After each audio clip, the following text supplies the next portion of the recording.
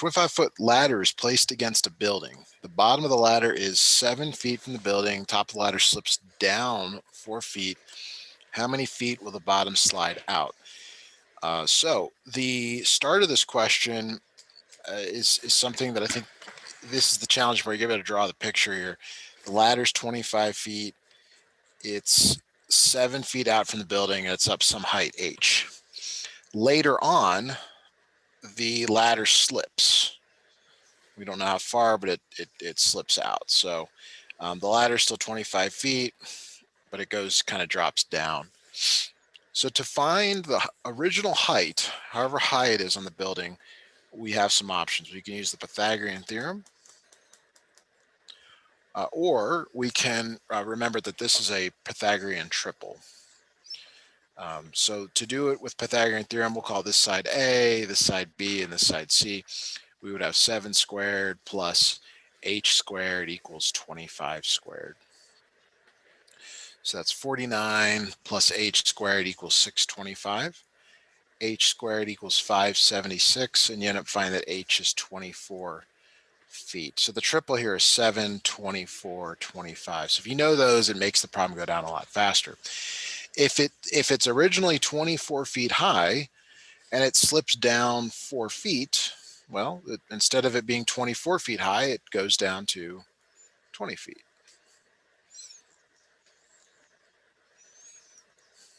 And that's your final answer on that one. Is that clear? Kind of. Kind of, okay. What seems to happen with us is the more we do, the clearer it becomes. So we'll hopefully I'll try to explain better here on the next one. All right, a giant California redwood tree, 36 meters tall, cracked in a violent storm and fell as if hinged. The tip of the once beautiful tree hit the ground 24 meters from the base. Research Red Woods wished to investigate the crack. How many meters up from the base of the tree does he have to climb? Okay, so we're trying to find this height x, so we know that this is 24. The tree was originally 36 meters tall before it broke.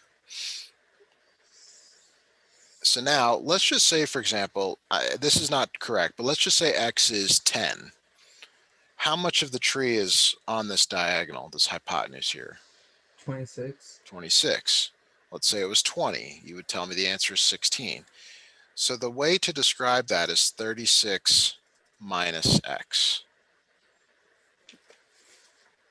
And you know, if you're not sure I came up with that, you're taking away this amount for this length here.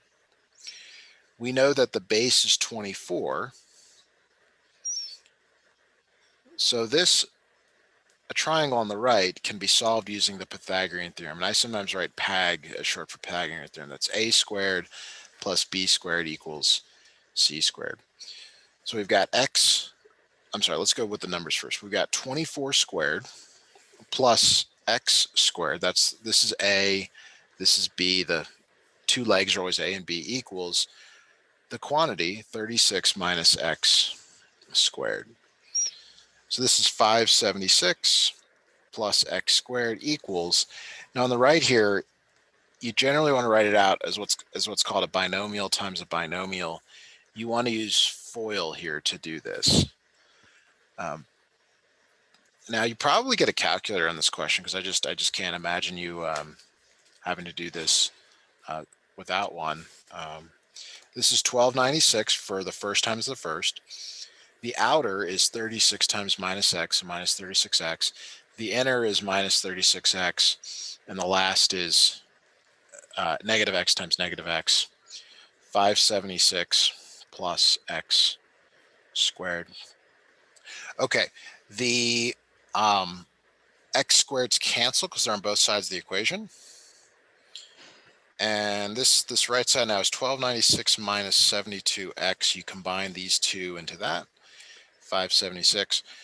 So you can do some rearranging here, but if you just subtract 1296 from both sides, you end up getting, what do you get here? 1296. 1296 minus,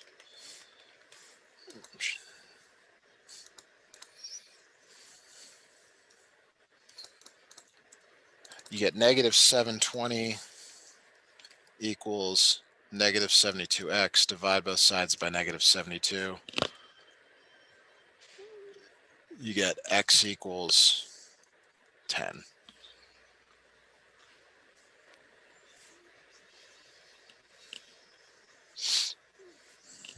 So that's the value that they're looking for. This one was pretty intensive as far as like solving, not so much in the geometry world, mostly just going back and using your algebra skills. Should I keep going, or would you like me to cover anything else on this problem? I got that. Great.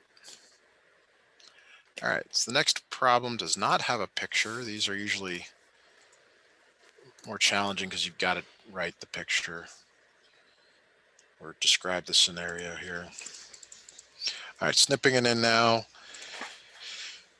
A lot of words. I do some SAT, ACT tests, and these are pretty challenging because you got to read everything to get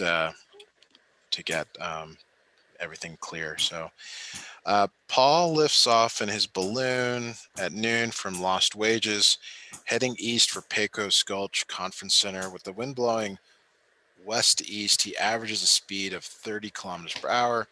This will allow him to arrive in 4 hours just as the conference begins. Meanwhile, Raina is 160 kilometers north of Los Angeles. At the moment of Paul's liftoff, Raina hops into an off-roading vehicle and heads directly for the conference center. At what average speed must she travel to arrive at the same time Paul does? Okay. So the wind's blowing west to east. He's going 30 kilometers per hour, and he's going to arrive in 4 hours. So that means that if you multiply the rate times the time, you've got 30 kilometers per hour and 4 hours. The hours cancel and you get 120 kilometers. Raina is north, so she's heading this direction, and she wants to get there at the same time. So it's sort of it's a similar setup.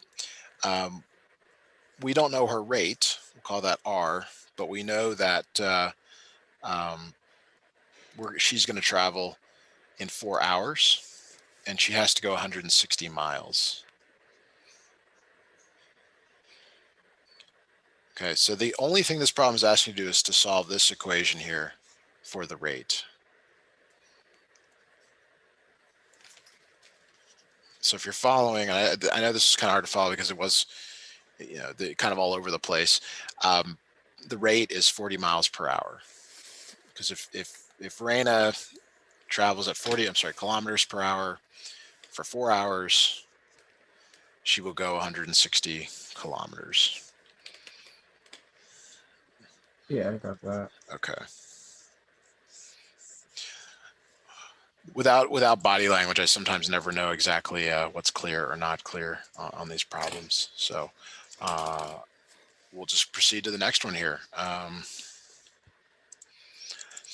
guess I was thinking these would be more like triangle problems, but this one doesn't seem to be that. To drive from Robbins to Dovey's because of one-way streets, they go 3.1 miles north, then turn right. So they start here and they go up 3.1 miles, turn right and go 1.7 east, turn left. Why would they turn left and go 2.3 north? Turn right and go 0.9. Turn left and go 1.2 north. Turn left and go 4.1 west. So they go 4.1 west. And finally, they go 0.4 south. Okay. So if you I didn't draw this picture correctly. I overlapped it with the text, but make sure we got it right. 3.1 north, 1.7 east, 2.3 north, 0.9 east, 1.2 north, 4.1 west, 0.1 south. So what you want to do here is you can see they started here and they ended here. That there's actually a triangle to get to them. There's some amount that they went left and then north or up, we could say. So the up is the 3.1 plus the 2.3 plus the 1.2 minus the 0.4. So what is that? 5.4, 6.2. So they go 6.2 north. The left here is they go 1.7 plus 0.9, but then they subtract 4.1. I know this is a negative number when you get there. It ends up being a negative 1.5. We can call it positive 1.5 because we're assuming that's the positive direction. And we just want the side of the triangle anyway. So they're asking for this distance here. And this you do with the Pythagorean theorem again. So that's a squared plus b squared equals c squared. 1.5 squared plus 6.2 squared equals c squared. And this is definitely a calculator problem. It even tells you to round to the nearest tenth there. Did you happen to get an answer for this already? No. All right, I'm just punching into the calculator right now. C ends up being the square root of 1.5 squared plus 6.2 squared. C is 6.4 kilometers. And that's the direct distance that they ask you to fly.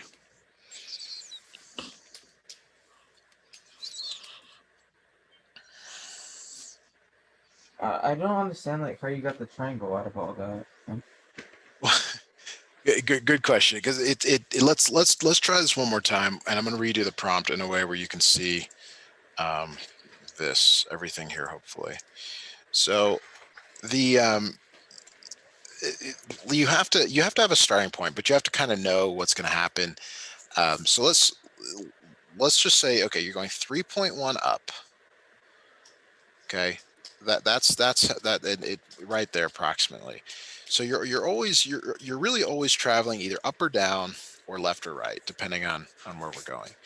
So then it's 1.7 east. So that means we're now there. And see how there's a triangle here. Oh yeah. So every time you move, you get a new triangle. Now next we're going 2.3 north. So you're going up here a little bit. So you now have a new triangle. You could draw one like this if you wanted, but you're right here. And then you go 0.9 east. You're going there again. So again, you could draw another triangle if you wanted. And then 1.2 north there. 1.2 north there. Sorry, we're up to that one. And then the I think what's confusing is that this last one, you go west. So now your triangle, you actually started here, you ended here. Your new triangle looks like this over here on the left. But then you come south again. So your final triangle is this. And you're trying to figure out, you really want to take the norths. We call the norths positive. We call the souths negative. The east's positive, the west's negative, and that's how you come up with the picture of it. If that's still not clear, I can give you kind of a different example if you'd like. So if you go up, right, some more, and you ended up here. Well, that's the same as if I come over here to the side and you went up 4 and right 3. So these are exactly the same. This is your start, this is your finish, and your triangle looks like this. So the fact that you went 2 up and 2 up here makes this 4. You went right 1 and right 2, that makes this 3.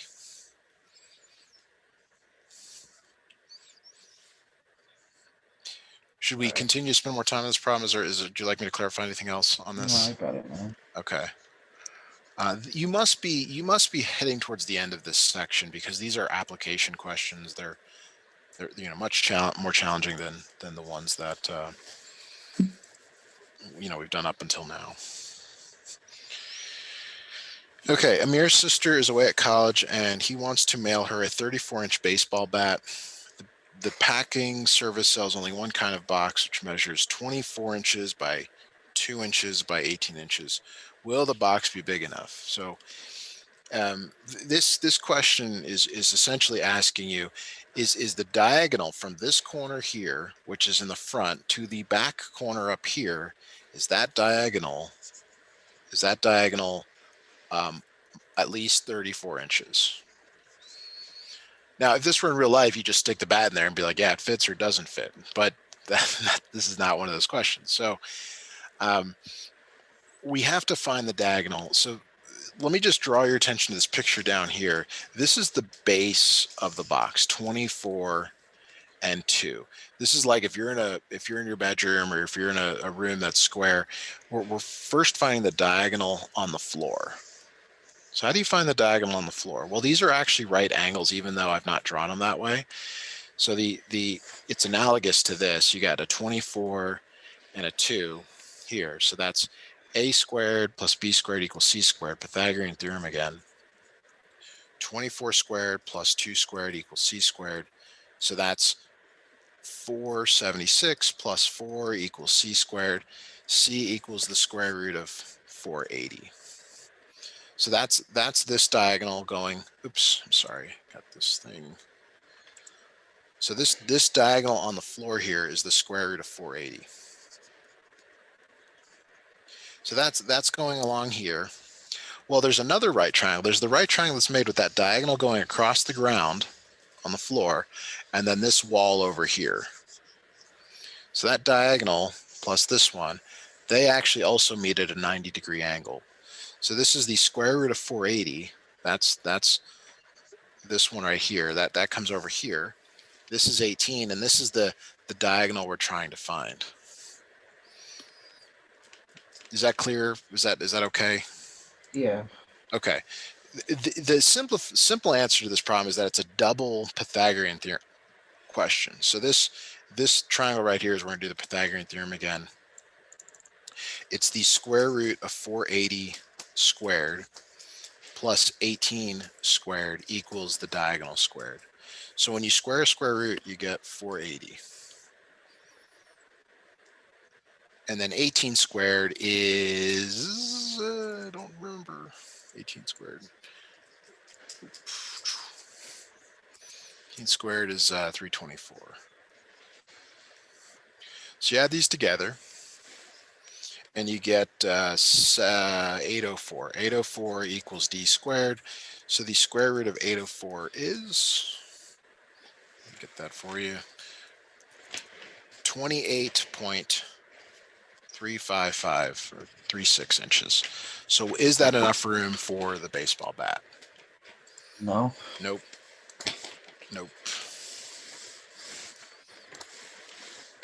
So it says explain. I guess explain in this case means to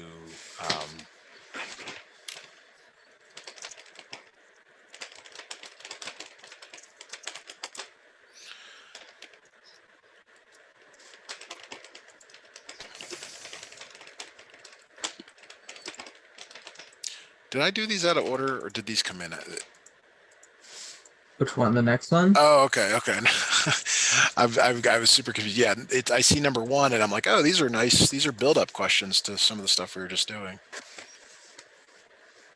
All right. Yeah, let me snip in what I see as the next question here. Yeah, it's a different thing. Okay. Different assignment. Cool. I'm ready to move on this whenever you are. So. Hold up. Hold up. All right. I'm ready. Okay, so if it were me teaching this to you for the first time, we would draw a reference triangle like this, where it's sort of oriented in a more traditional way. But this one is not. It's oriented where the two legs are up high, and then the hypotenuse is down here. So these values of x are actually like reference values. And what it means is whatever the leg is, the hypotenuse is the leg times the square root of 2. Wait, can you say that again? Whatever the leg is, this is a leg and this is a leg. And a 45, 45, 90 triangle, which is what this is, the hypotenuse, which is down here, is the leg times the square root of 2. Okay. But in this problem, the solution is always the following. You take the given side and you set it equal to the reference side. So in this case, your given side is 15 and your reference side is x square root 2. And then you solve for x, which I'll help with here. So 15 equals the x square root 2. If you divide both sides by the square root of 2, 15 over the square root of 2 equals x. There's a technique called rationalizing. And to rationalize, you have to eliminate the roots from the bottom. So you multiply the top and bottom by the square root of 2. So this is 15 square root of 2 over the square root of 4. The square root of 4 is 2. So this becomes 15 square root of 2 over 2. So that value, all of this work is the leg. This is 15 square root of 2 over 2.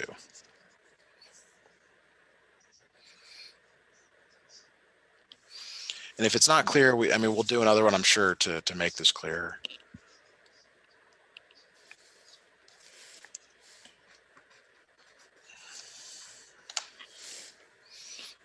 Can you reduce that anymore? Or is that just... That's all you get, yeah. Another way to write it would be like 15 over 2 square root of 2, or kind of off to the side.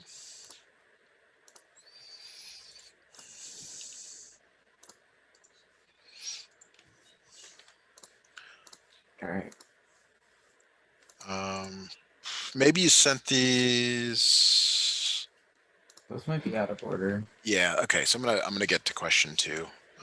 That question 3 is actually is kind of the one I would have started with for like understanding.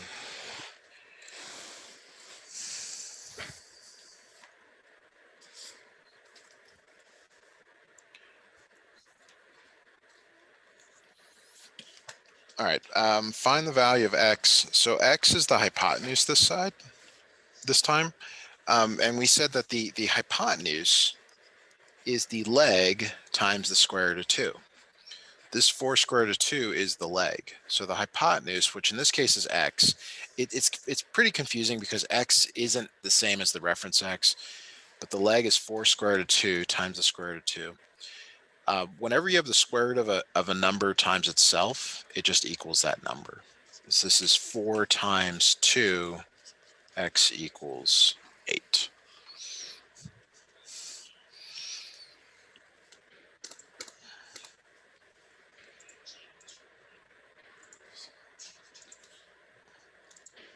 I don't understand that like at all. All right, let's do some other problems here that will help, because this is you're getting it.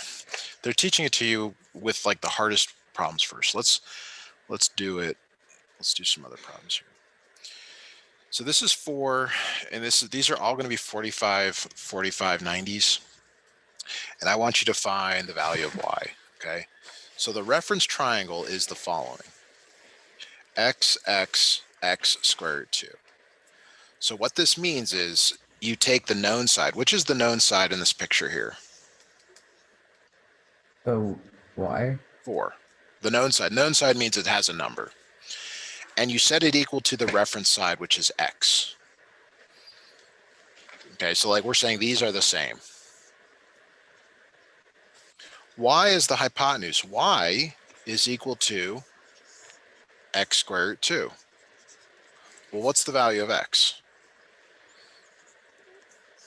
4. So simply put here, when I give you a triangle and if I give you a leg, like let's say I tell you that this is 4, this side is also 4 because it's 45, 45, 90. The two sides are the same and the two angles are the same. Well, the hypotenuse is 4 square root 2. It's always whatever the leg is times the square root of 2. So let's do another one here. Let's say I tell you that the leg is 5. What's the other leg? 5. Right. And then if it's a 45, 45, 90, which I'm telling you it is, the hypotenuse is the leg times the square root of 2. So what goes up here? 5 times square root of 2. Right. Okay. So let's do another one. Let's say this is, let's say this is 3.1. What's the other leg? 3.1. 3.1. What is the hypotenuse?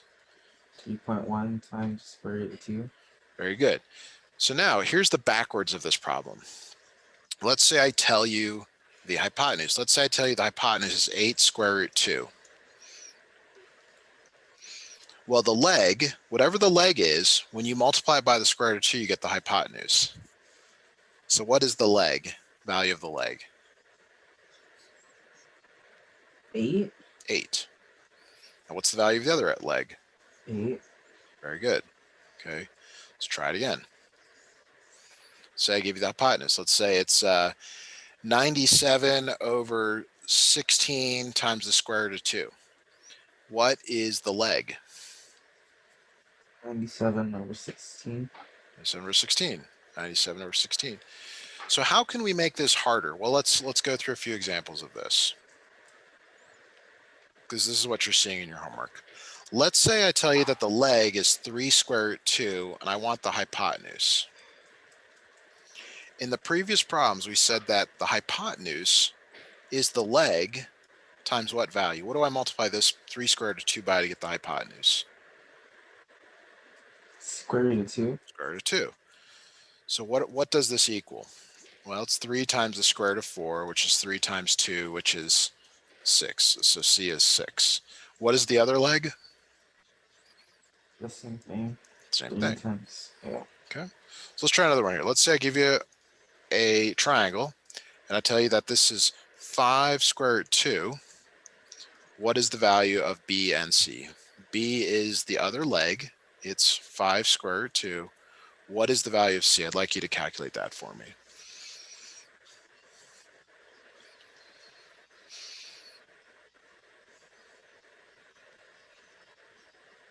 Is it 25? So it's 5 times the square root of 2 times the square root of 2. You only multiply these together. So that becomes 5 times the square root of 4, 5 times 2, which is 10. I think you were thinking of 5 squared as being 25. Yeah. Okay, so the flip of this question, or the backwards of this question, is, let's say I give you the hypotenuse. Okay, let's say I tell you that C equals 12, and I want these two sides. So this is what I mean by setting the known side equal to the reference side, and the reference side is a formula. It's x square root 2 for the hypotenuse. 12 equals x square root 2. I'm taking that number there. This comes from the 45, 45, 90 triangle. To solve for x, you divide both sides by the square root of 2. So x equals 12 over the square root of 2. To simplify this, you have to multiply the top and bottom by the square root of 2. So the top becomes 12 square root of 2, and the bottom becomes the square root of 4. X equals 12 square root of 2 over 2, which is 6 square root of 2.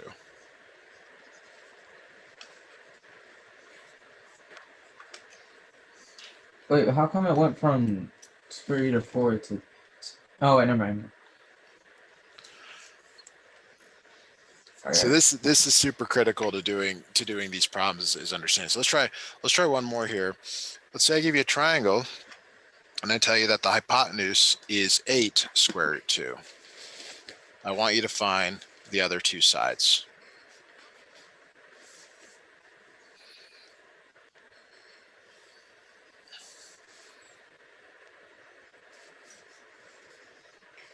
This is not the same as the previous problem. This is just going back a little bit.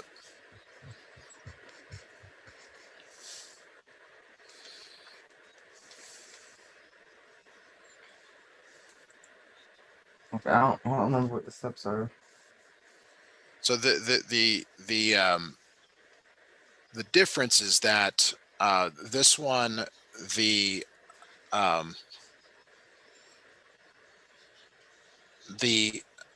hypotenuse is always the leg times the square root of 2. So to cut this, to simplify this, you can always set the known side equal to the reference side. So the known side is 8 square root 2, and the reference side is x square root 2. So what is the value of x?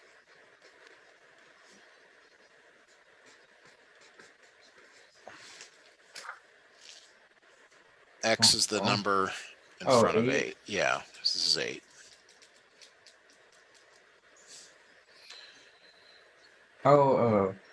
Okay, so what I'm trying to emphasize here is that you always set the known side equal to the reference side. So like, let's say I tell you the hypotenuse is 12. The known side is 12. The reference side is 8x squared root 2. That's the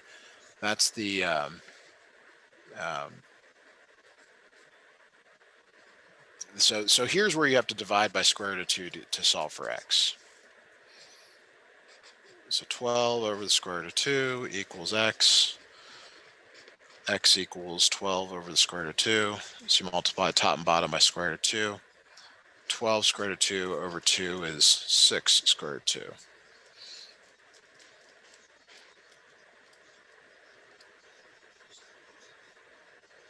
All right.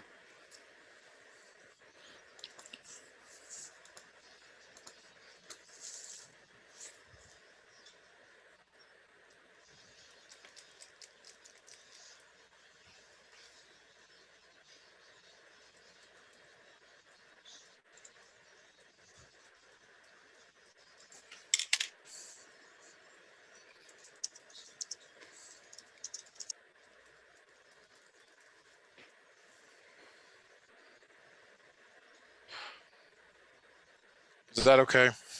Yeah. Okay. I mean, I guess this isn't super clear. What I think would be a good course of action here is to just let's get through the rest of the homework, because I want to make sure you get value out of what we're doing today. And if there's time at the end, we can continue working on this. Your struggles here are very common for learning these special triangles, and through more practice, I think you'll get it.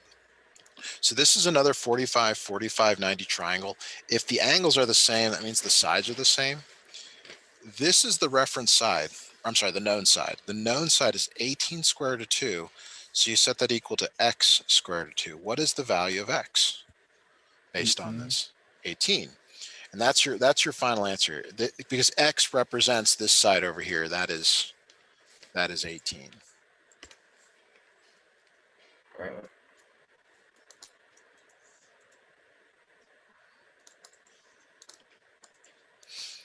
Okay, we're up to 4. 4. Let me just check. Okay, we have 4 here.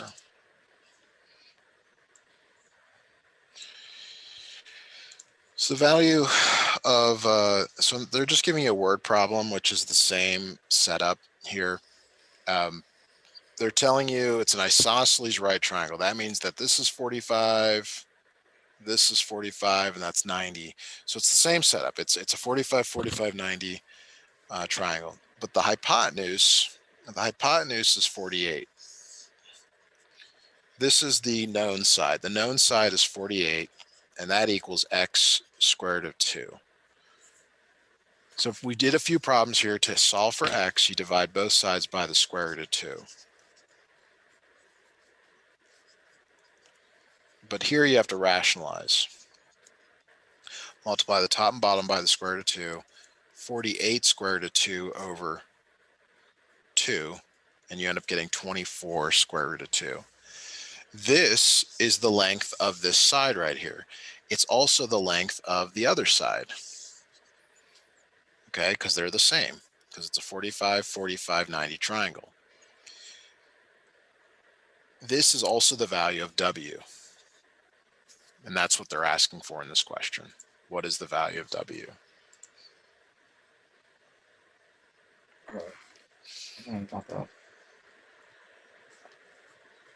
Okay, so the next grouping of questions here, they switch to the other type of triangle. I wonder why. And the other type of triangle here is a 30, 60, 90. So there's a different set of rules for 30, 60, 90 triangles. So you have to keep them straight if you're going to do well in this class. I just looked ahead based on the amount of time we have. I mean, we can definitely get through these, but I don't think your understanding will be as good as if we did a lot of examples. But I'll do the best I can here to explain. So the reference triangle, you always start with the short leg. X is the short leg. And then the hypotenuse is double the short leg. You just double whatever it is. The long leg is the short leg times the square root of 3. So like I said, you set the known side, 10 square root of 3, equal to the reference side, which is 2x. And then you solve for x. So to solve for x, you divide both sides by 2. So x equals 5 square root of 3. Okay. This x, though, is the reference x. It's not the x in your triangle, but it could be, and it happens to be in this problem. They are the same. So it's looking for just the value of x, which is 5 square root 3.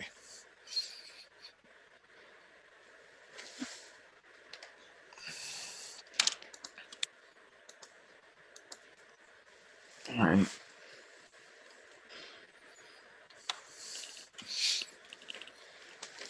All right, let's move on to the next one here. This one wants the value of y of the same picture, but let me snip it in, and then I'll just draw on the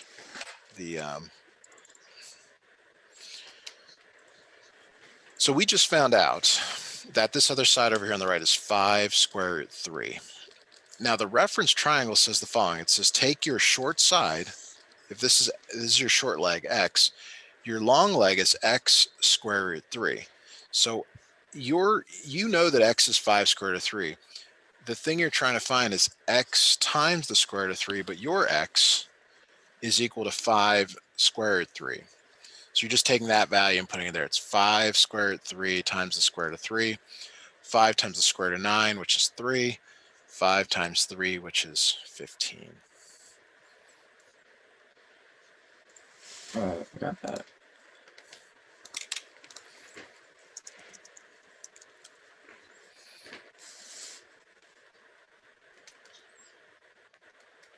All right, let's go to the next one here. Question 9. Okay, new triangle altogether.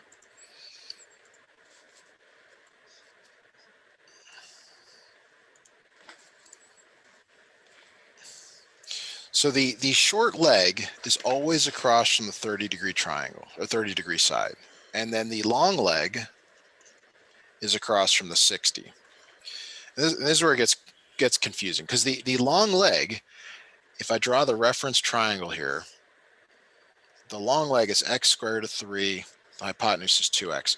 So you always set your known side 2 equal to your reference side x squared root of 3. When you solve for x, you're dividing both sides by the square root of 3.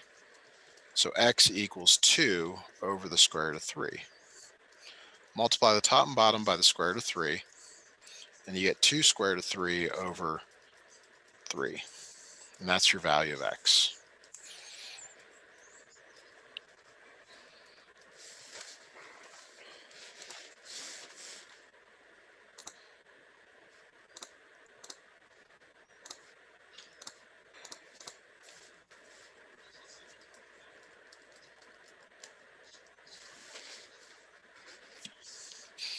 Okay, this question 10 probably asks for y. Nope. Maybe? Yeah. All right, it's not, I don't have it there, but let's just find y. So y is the short leg doubled. It's y in this case is 2x. So whatever you found for x, which you found right here, no, I take that back. No, I'm sorry. This is x. To find the hypotenuse in question 10, the hypotenuse is x doubled. So it's 2 times 2 square root of 3 over 3, which is 4 square root of 3 over 3.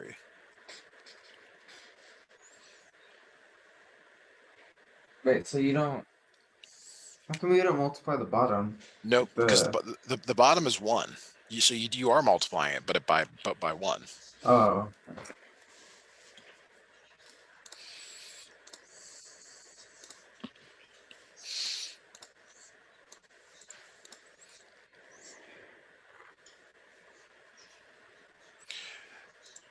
Is it okay if I move on to 11? Yeah. All right. So we got some sort of a dog walk. How nice. Okay. Um, Dog walk is used in dog agility competitions. Okay, that's nice. In this dog walk, each ramp makes an angle of 30 degrees with the ground. So they're showing you this triangle down here. Okay, that's your triangle. How long is one ramp? So they're just asking if we could just cut through, like, what is this question actually asking for? This is 4.5. This is 30 degrees. They want the length of the ramp there. So this 30 right degrees is across from the short leg. And the short leg, I keep drawing the reference triangle. Your short leg is x, your hypotenuse is 2x. So you set your known side equal to your reference side. These are being set equal to each other. Your length, which you care about, is 2x. Well, you substitute the value of 4.5 in, and you get 9 feet for the ramp.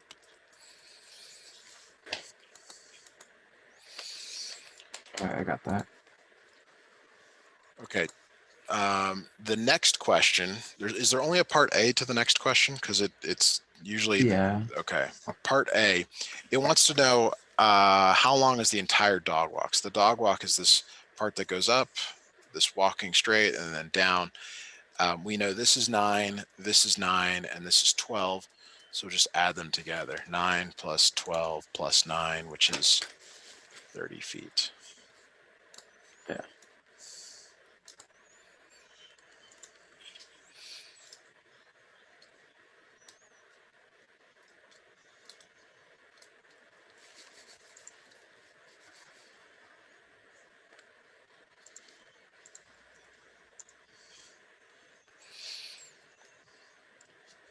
Okay.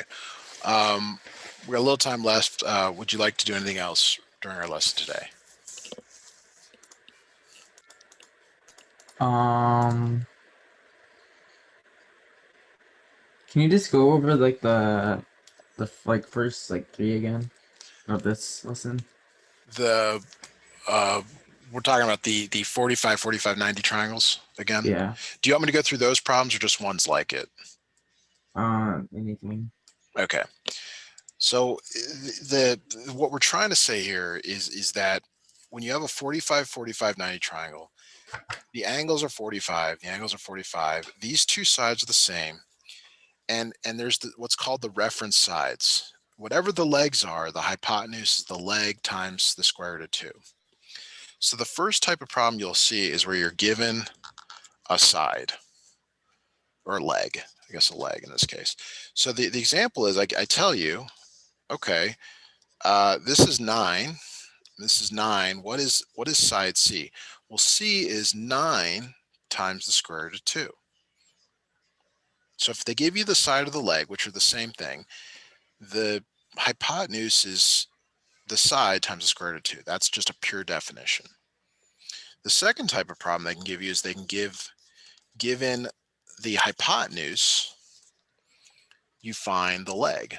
So this is find the hypotenuse from side leg. So it looks like this. They tell you, oh, this is 18 square root of 2. What's the side? Must be 18. Just be 18. B is 18. Okay. Now they can make these more difficult by giving you known numbers that aren't as nice. So for example, let's say I tell you that the leg here, this is a 3 square root 2. Okay. What is the other leg? Same thing. It's the 3 same square root thing, of right? 2. But the hypotenuse is the leg, whatever your leg is, times the square root of 2. So in this case, it's 3 square root 2 times the square root of 2. What does that equal?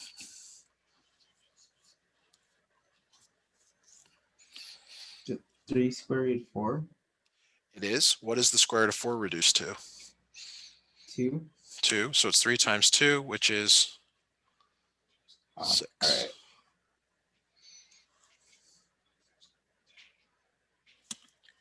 Now, another variation on this is they give you the hypotenuse, but they say, oh, the hypotenuse is 10. This, I think, is the hardest type. Well, you have to set the 10 equal to x square root 2. That's the reference side. And then you have to solve for x. Okay, so to do that, you divide both sides by the square root of 2. And although this is correct, it's not simplified, or it's not pretty, as I say. There's a way to make this look nicer.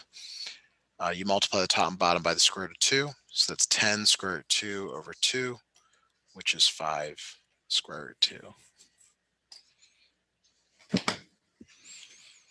All right, I think I get that. Awesome. So I will send out these notes shortly. Thanks again for scheduling, and I look forward to helping you next time. All right. Have a good day. Bye now. Bye.